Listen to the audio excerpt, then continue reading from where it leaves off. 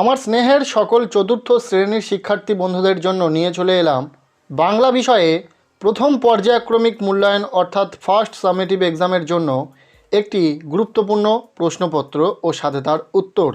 এই প্রশ্নপত্রে থাকা প্রতিটা প্রশ্ন পরীক্ষার জন্য ভীষণ গুরুত্বপূর্ণ। এখান থেকে প্রশ্ন অবশ্যই তোমরা পরীক্ষাতে কমন পাবে, তাই প্রথম থেকে সম্পূর্ণ প্রশ্নপত্রটি দেখে নেওয়া যাক। তোমাদের 20 নম্বরের পরীক্ষা হবে, সময় থাকবে 40 মিনিট। প্রশ্নপত্রে একের দাগে বলা হচ্ছে সঠিক উত্তরটি বেছে নিয়ে লেখো। এখানে 4টি এমসিকিউ টাইপ অর্থাৎ বহু বিকল্পধর্মী প্রশ্ন থাকবে, যেখান থেকে তোমাদের 4 নম্বর রয়েছে। প্রতিটি প্রশ্নের মান 1। প্রথম প্রশ্ন, ঝর্ণা তাহার সহজ গানে জাগালো আমার মনে কানে না প্রাণে? উত্তর হবে প্রাণে।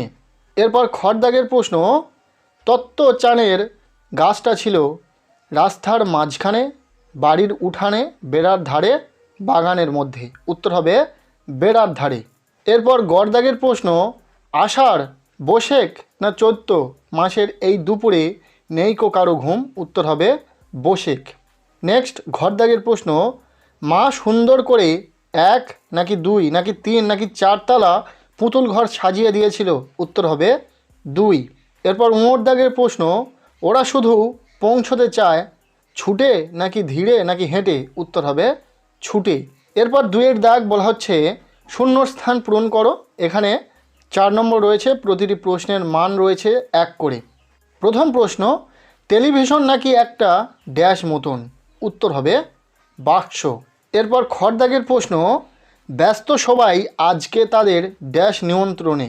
উত্তর হবে ভোজের।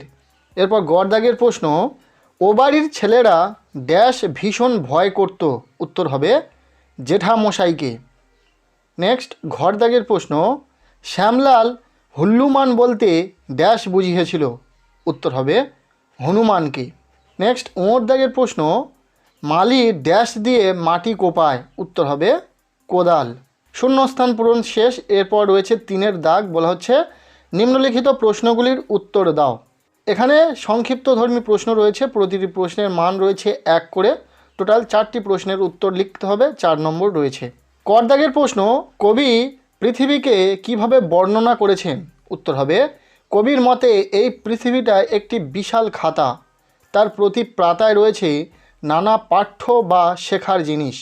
এরপর খড় দাগের প্রশ্ন, ছাগলছানাটি কোথায় থাকতো? উত্তর হবে ছাগলছানাটি মাঠের পাশে এক বনের ধারে এক পাহাড়ের গর্তে থাকতো। এরপর গড় দাগের প্রশ্ন, কি জিনিস ছাড়াই তাদের রাঁধা চলছিল? উত্তর হবে আগুন ছাড়াই তাদের রাঁধা চলছিল। ঘর দাগের প্রশ্ন, গঙ্গামাটি দিয়ে কি করা শুরু হলো? উত্তর হবে গঙ্গামাটি দিয়ে গোলাগুলি বানিয়ে ভীষণ যুদ্ধ পটগুলটিসের ওয়ার শুরু হলো। এরপর উঁর দাগের প্রশ্ন, খকে মহাপ্রাণ ধ্বনি কেন বলে? উত্তর হবে খর উচ্চারণের সময় শ্বাসবায়ু বেশি লাগে, তাই একে মহাপ্রাণ ধ্বনি বলে। এরপর পরবর্তী দাগ নাম্বার 4-এর দাগ, বলা হচ্ছে নিম্নলিখিত প্রশ্নগুলির উত্তর দাও। এখানে 2 নম্বরের প্রশ্ন রয়েছে, অর্থাৎ প্রত্যেকটি প্রশ্ন 2 মানের প্রশ্ন। 4টি প্রশ্নের উত্তর লিখতে হবে, 8 নম্বর টোটাল রয়েছে। কর দাগের প্রশ্ন, ছাগলছানাকে শিয়াল ভয় পেল কেন? উত্তর হবে বনের ভিতর ঘাস খেতে গিয়ে সন্ধে হয়ে যাওয়ায় ছাগলছানাটি যে গর্তে ঢুকেছিল, আসলে সেই গর্তটি ছিল এক শিয়ালের।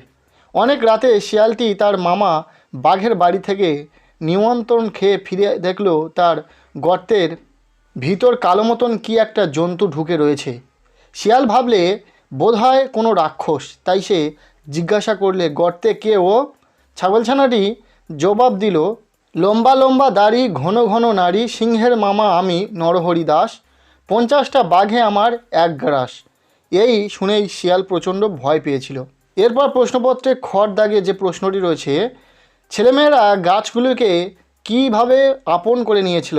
উত্তর হবে স্কুল চত্বরে যতগুলো গাছ ছিল ছেলেমেয়েরা প্রত্যেকে তার একটা করে দখল করে নিয়েছিল। সবাই যে যার গাছে চড়ত, তারা মনে করত গাছগুলো তাদের নিজেদের সম্পত্তি। এজন্য অন্য কারো গাছ চড়তে হলে একজনকে অন্যকে বিনীতভাবে ভেতরে আসার কথা বলতে হতো। এরপর গড় দাগের প্রশ্ন, কবি এসে পড়ায় সবাই পালিয়ে গিয়েছিল কেন? উত্তর হবে বৈশাখ মাসের এক দুপুরে মেয়েগুলি মিছিমিছি বনভোজনের রান্না করছিল, আবার গিন্নি সেজে খাবার দিচ্ছিল। কবিকে দেখে তারা লজ্জা পেয়ে গিয়েছিল, তাই তারা সবাই হাসতে হাসতে পালিয়ে গিয়েছিল। এরপর ঘর দাগের প্রশ্ন, তাই দিয়ে মজার একটা বই হতে পারত। কি দিয়ে মজার বই হতে পারত? উত্তর হবে, লেখিকার বাবা যখন বিদেশে কোথাও যেতেন তখন সেখান থেকে মজার মজার ছবি ও পদ্যে লেখিকাদের চিঠি লিখতেন। সেগুলি তাদের পড়া হয়ে গেলে অনেকেই সেগুলি নিয়ে পড়েন। লেখিকার আফসোস, যদি সেই সুন্দর লেখাগুলি তখন সংগ্রহ করে রাখা যেত, তাই দিয়েই একটি মজার বই তৈরি হতে পারত। এরপর উঁয়োর দাগের প্রশ্ন, ভাবনা শুধু লেট হয়ে যায় পাছে, এটি কাদের ভাবনা, তারা কি করে? উত্তর হবে, কবির মতে এটি প্যাসেঞ্জার আর মেল ট্রেনের ভাবনা। প্যাসেঞ্জার আর মেল ট্রেনগুলি সারাদিন ছুটে চলে, তারা শুধু নিজেদের কাজের ধান্দা নিয়েই ব্যস্ত রয়েছে। স্টেশনে এলেই তারা যাত্রী ওঠায় নামায় আর টাইম টেবিল মেনে চলে। তারা সবসময় ভাবতে থাকে, এই বুঝি তাদের চলাফেরায় লেট হয়ে গেল। এই ছিল বাংলা বিষয়ে একটি সম্পূর্ণ নমুনা প্রশ্নপত্র। চতুর্থ শ্রেণীর সকল ছাত্রছাত্রীদেরকে বলবো, প্রতিটা প্রশ্ন খুব ভালো করে দেখে রেখো। আজকের এই ভিডিওটি এতটুকুই। ভালো লেগে থাকলে লাইক করে দাও আর চ্যানেলটিকে সাবস্ক্রাইব করে রাখো।